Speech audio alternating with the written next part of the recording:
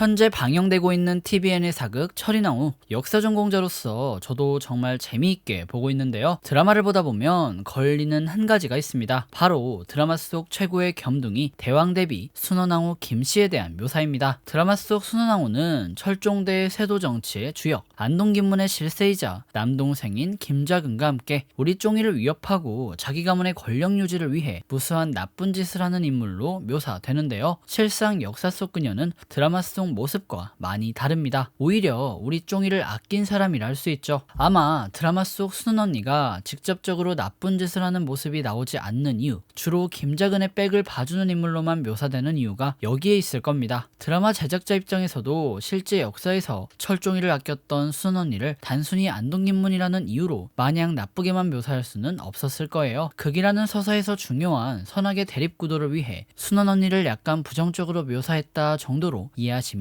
편할 듯 합니다. 김자근과 달리 그녀가 코미디의 중심에 서 있는 인물인 이유도 역사 왜곡 논란을 피하기 위한 조치일 것이라 생각합니다. 그럼 지금부터 우리가 몰랐던 진짜 순원 언니에 대한 이야기를 해봅시다. 우선 순원왕후 김씨에 대한 연구는 그다지 많이 이루어지지 않았습니다. 이루어졌다고 하더라도 1800년 정조사 후 순조가 왕위에 오르며 세도정치를 열었던 김조순의 딸이자 헌종 철종대의 오빠 2명과 남동생 김자근과 함께 안동김문의 정치적 입지를 강화하고 세도정치를 확립시킨 인물로 주로 연구되고 해석되었죠. 하지만 일가 친족들과 나눴던 순원왕후의 한글 편지가 본격적으로 연구되기 시작하며 그녀에 대한 연구 방향은 달라지기 시작했습니다. 마냥 세도 정치의 중심인 줄 알았던 그녀가 알고 보니 꼭 그런 인물만은 아니었다는 것이죠. 일단 순원왕후 김씨는 조선의 수렴청정 역사에서 가장 오랫동안 수렴청정을 했던 여성입니다. 헌종 철종대에 도합 13년간 수렴청정을 했죠. 참고로 두 번째로 수렴청정을 오래 했던 왕비는 조선 초 예종과 성종대에 도합 7년 동안 수렴청정을 했던 세조의 비 정양후 윤씨입니다.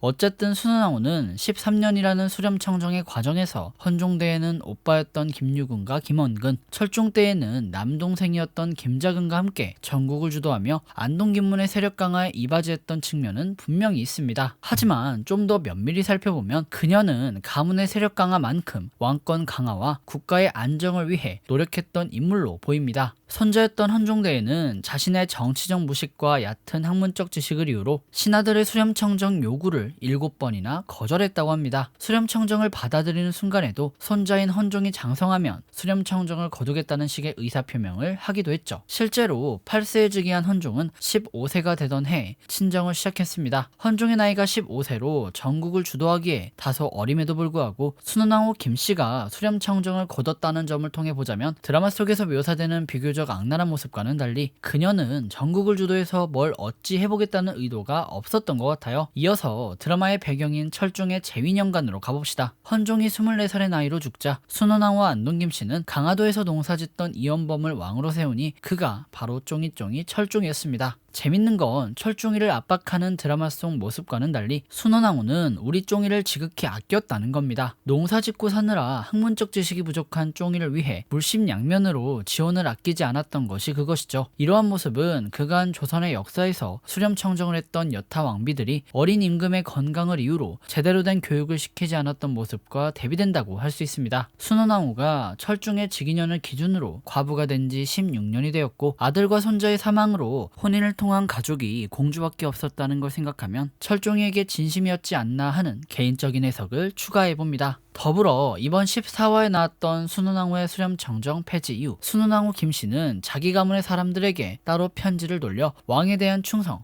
및 전국 안정의 도움을 요구하기도 했습니다. 이어서 그녀는 수렴청정의 과정에서 왕권 강화를 위해 많은 노력을 기울이기도 했습니다. 세도정치 기간에 유난히 힘들었던 조선시대 각종 기근과 자연재해 때문에 피해를 본 백성들을 위한 구휼책, 외국과의 무역에서 국내 상인들을 보호하기 위한 노력, 태조 이성계, 태종 이방원 등 조선 역사에서 강력한 왕권을 보여주었던 왕들의 무덤 곁으로 선왕들의 묘를 이전하여 왕실의 위신 상승과 왕권 강화를 꾀했던 것까지 순원왕후는 우리가 아는 것과 달리 조선을 위해 굉장히 많은 노력을 했던 인물입니다. 철종 또한 이러한 순원왕후를 극진히 살폈다고 하고요. 즉 정리하면 드라마에서 보여주는 철종과 순원왕후의 대립은 실제 역사와 많이 차이가 있다는 겁니다. 실제로 철종은 안동김문과 척을 줄 수 없었죠. 자신이 왕이 되었던 정통성이 순원왕후의 양자라는 것에서 나왔기 때문입니다. 철종 또한 결국 안동김문이었던 것이죠. 그렇다면 순원왕후를 어떻게 바라보는 것이 좋을까요? 여기서부터는 제 개인적인 해석이니 주의해 주시길 바랍니다. 실제 순원왕후의 편지를 읽어보면 그녀가 우리가 생각하는 것과 다른 인물이라는 것을 알 수 있습니다. 수렴청정 기간에 그녀가 했던 업적만 보더라도 단순히 안동김문만을 위해서 움직였던 인물은 아니었죠. 하지만 그녀에게 중요한 건 국가보단 가문이었다고 판단됩니다. 손자인 헌종에게 수렴청정을 거두고 친정을 맡겼지만 헌종이 안동김문을 배척하고 다른 방식으로 국가의 안정과 왕권을 강화하려 하자 순원왕후는 헌종에 대해 욕을 했죠. 실제로 그녀의 한글 편지에는 손자의 폐위를 바란다는 내용이 등장하고 헌종이 죽자 거릴 것이 없어 속이 시원하다 하는 말이 등장합니다. 헌종 사후 철종이 즉위하고 철종의 비를 간택할 때도 이번엔 자기 가문의 사람을 왕비로 올리지 말자 하는 의견을 내지만 동생 김자근에 의해 결국 철인왕후 김씨인 소봉이를 왕비로 맞이하죠. 즉 순원왕후 김씨는 국가보다는 가문이 더 중요했던 사람, 조선의 안정을 꾀한 인물이었지만 그 근간에는 결국 가문이 자리하고 있던 인물로 해석할 수 있을 겁니다. 때문에 저는 순원왕후가 세도 정치의 문제점을 인식하고 미흡하나마 정치적 노력을 했다는 점은 의의로 볼 수 있으나 그 의의와는 별개로 그녀의 노력들이 결국 안동김문의 이익으로 귀결되었다는 점에 더욱 주목해야 한다고 생각합니다. 안동김문의 독재를 막으려던 손자 헌종에 대한 그녀의 부정적인 입장, 철인왕후의 간택으로 결국 철종이를 억압했던 순원왕후의 선택, 결국 그녀는 가문을 벗어나지 못한 인물이기에 순원왕후에 대한 제 역사적 평가는 부정적입니다. 그래도 그녀의 역사적 의의가 있다면 그녀가 남긴 한글 편지는 현재 역사학뿐만 아니라 다양한 학문의 연구 자료로 쓰이고 있으며 그녀의 서체는 현재 한글 교본에도 모범 서체로 교육되고 있다고 합니다. 이렇게 이중적인 인물을 역사에서 마주할 때면 참 재미있는 것 같아요. 어떠한 한쪽으로 해석하기 애매할 때 과연 우리는 어떠한 입장을 취해야 하는가? 여러분들은 순원왕후에 대해 어떻게 생각하시나요?